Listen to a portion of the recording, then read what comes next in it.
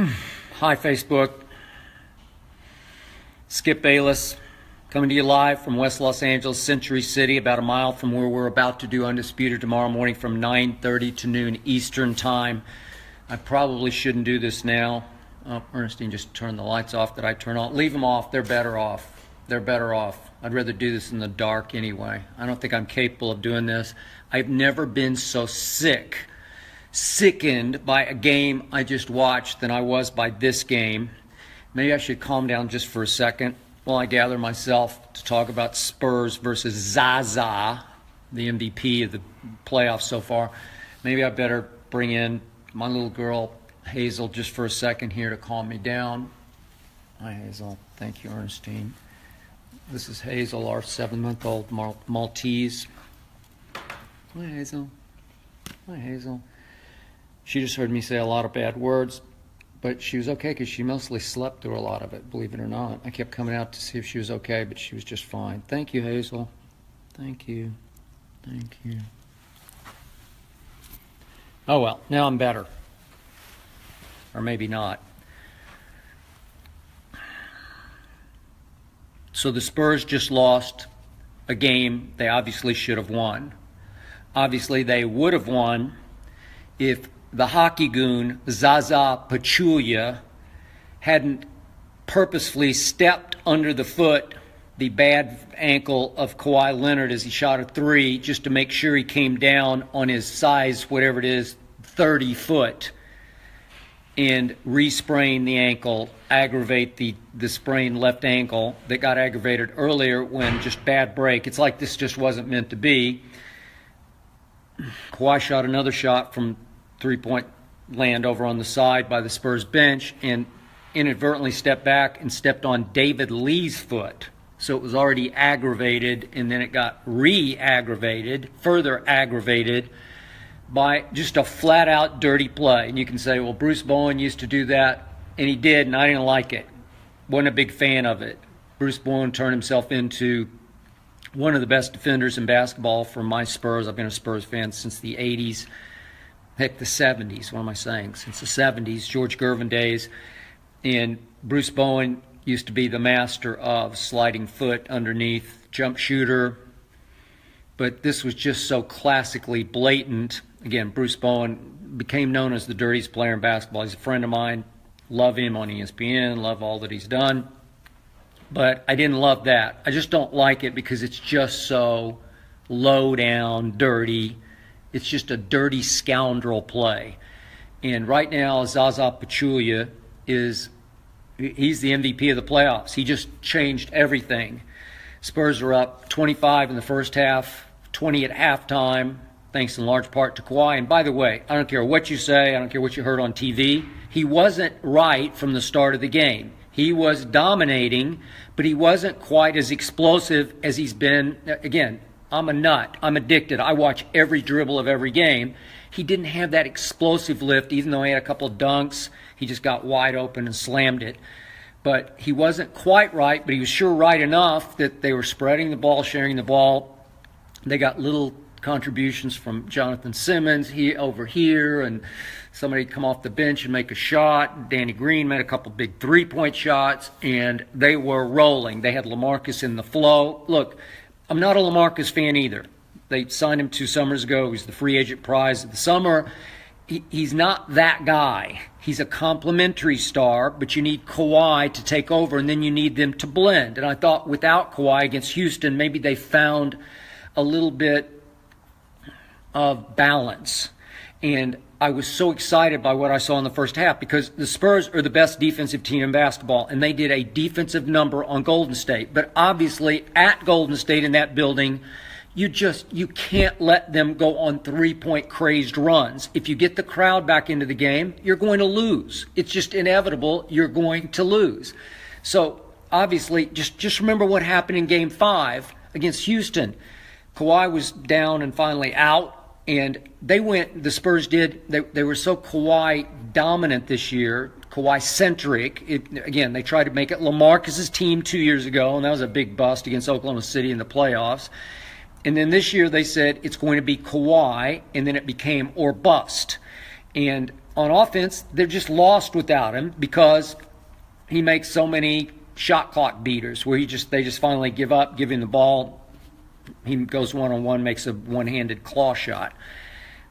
They had degenerated into that, and it caught them unawares when he went out against Houston. And all of a sudden, remember that stretch of the fourth quarter of Game 5 in San Antonio? Crucial turning point game. They went from the 10-minute mark, did the Spurs, all the way to the 4-minute mark. They could not score a point. But that was against James Harden's Rockets, and they go strictly as Harden goes, and he was starting to go farther south than Galveston, Texas, which is south of Houston. Went on vacation there one time when I was a little kid. And then what happened in the overtime? Still no Kawhi. He's sitting next to Pop. I thought maybe they'd give him a shot, but again, Pop was playing for Game 7, which would have been right now in this time slot today in San Antonio against Houston. And what happened? They went 4 minutes to the Spurs of the 5-minute overtime. They couldn't make a field goal. They couldn't make a shot from the field. They had a couple of free throws, but then finally Danny Green bombed a 3, and then Danny Green did something he rarely does, which he drove left-handed on James Harden, laid it up off the glass, got an and one, made the free throw. Nearly killed me when he missed a clinching free throw later, but that's when Manu came up with the great high IQ basketball, 39-year-old experience block, where he knew James Harden had to pull up at the line, and he just calculated quickly. His release point is right there. So I'm going to go up because I'm 1 inch taller than he is, and I'm a little longer than he is, and I'm going to go up and put my hand right there, and he's going to contact my hand with the basketball, which James Harden did. He played right into Manu's hands. It was all ball, clean block, and don't anybody out there try to tell me that he swiped him across the head. He didn't even touch him. He touched all ball. That turned that series around. Then obviously without Kawhi, it was just all about Harden in Game 6 because they are James Harden or bust. They're a solo star team. I said it from the start. I said it after they got blown out at home in Game 1. I told all the guys on Undisputed, I'm sorry, the Spurs will come back. You're going to all eat your words about how they're too old and too slow and too unathletic and too boring. And they all ate their words. Eddie House is back tomorrow on Undisputed. We will have a conversation. Meta World Peace ate his words. Chris Broussard ate his words. And they would have all eaten you-know-what tomorrow without Zaza. 20 at half. And Zaza changes the game. Again, it's just a hockey goon play. It just makes me sick because that's how Golden State has to win now. So they got Steph and Clay and Draymond and Kevin Durant. And they need the hockey goon to save the day, because that's what happened. He saved the day. He changed the playoffs. And let me get this off my chest. Is LeBron James not the luckiest superstar in history? Has he not gotten the biggest run of injury breaks you've ever seen in playoffs? I know they lost Bogut, and that was a tough loss for them. But the injury gods made it all back up to LeBron James because they avoided Dion Waiters, who missed the last 13 games after the Heat had been the hottest team in the league for 2 months, and they were bound for that 8th playoff spot. Might have been, obviously, could have been Boston, could have been Cleveland. But if Cleveland had wound up opposite Miami with Dion Waiters, who is not afraid of LeBron James, Cleveland would have gotten sunk in the first round of the playoffs. And then they avoid the Chicago Bulls, which they finally found themselves caught fire. And all they did was have Boston down 2-0 at Boston. They won both games, and right on schedule, Rondo breaks his wrist, whatever, and he's out for the playoffs. And trust me, Boston would have gone on to beat the Wizards, and Boston would have gone on, I believe, to have beaten LeBron and company in the Eastern Conference Finals. That was a bad matchup for LeBron because Jimmy Butler is not afraid of LeBron James, nor is Rondo. And they had it cooking, and obviously they have the D-Wade factor. And again, he's still big brother to LeBron, and I think LeBron looks up to him. LeBron would have feared him, and just his presence alone would have given the Bulls an edge in the conference finals. Rondo gone, chances gone. Dion Waiters gone, chances gone. Kyle Lowry gone for the last really 2.5 games. Toronto had no chance anyway. So they're gone. And so you get the Pacers and the Raptors without Kyle Lowry, and that's it. period, end of story. I think Boston's going to win tomorrow night. So you're going to get a Boston team you match up great with because Jay Crowder cannot guard LeBron James. So cakewalk to the finals. Way to go, LeBron. Injury gods bless you once again, because my Spurs would have kicked your golden tail in the finals. I don't care what anybody says. My Spurs have LeBron James' number. It took Ray Allen making the greatest clutch shot I've ever seen to save LeBron's legacy. Without it, my Spurs would have beaten them all 3 times they faced LeBron in NBA Finals. And the last time, they only blew him off the court by a record finals margin. And go explain to me what happened to LeBron James in Game 3 and Game 4 in Miami of that series when it was tied 1-1. If you can figure it out, there's still an APB out on LeBron in both of those games. So they're at full strength, and Kawhi Leonard owned LeBron James. He's always owned LeBron James, and he would beat him this year, except he can't even play for my Spurs. I'm going to assume he's going to be lost for Game 2. They had him. This was it. This is the turning point. I picked Spurs in 7, but they obviously needed to, quote-unquote, steal Game 1. They needed to send the message that they sent in the opening game of this regular season when they won by 29. They were on their way to winning by 29. If Kawhi stays healthy for the rest of the game, and he was only semi-healthy to begin it, I don't know, I'm sure they would have made some run, but let's say they hold on and win by 15 or 12 or whatever. Message would have been sent. Home court advantage would have been stolen back for the Spurs, and I would love their chances to have gotten it to a Game 7-1. Look, Golden State is sensationally, we all know that, they're sensationally good. But here's the killer to me. Here's the final irony of today. Steph Curry goes down with the game on the line. Somebody's got to close the deal for Golden State. And what does he do? He makes the luckiest shot he's made all year. It just made me puke. It just tore my guts out because he shoots it too long and it pops up in the air off the back iron and somehow it just greases in. It just lucks in. I don't know how it did. You rarely make shots like that. It could have gone out just as quickly as it had gone in. And, of course, I have to go back to the 2-minute mark. I'm sorry, I'm free associating here. But Steph missed a big 3. And right on schedule, KD, a complimentary superstar, missed his big 3. And what happened? Both times long rebounds, just like the Ray Allen play off the Chris Bosh long rebound that he went and snagged with no Tim Duncan in the game. Well, both times, it's just luck. It's just luck. It's meant to be. The rebounds are so long that Golden State had the best shot to get them. Manu had a chance to get the second one. Manu is 39 years of age, and they preach to him, just try not to become what Brent Barry used to call El Contusion. Play a little smarter at 39 so we don't lose you for the season or for the playoffs. And should he have laid out and crashed into Steph on the loose ball rebound, the second long rebound? I don't know. He usually does. I thought there was a little self-preservation going on, but again, do I expect Steph then to just dribble to his right and shoot another one and make it? I don't. I thought we had them on the ropes psychologically there, but he made it.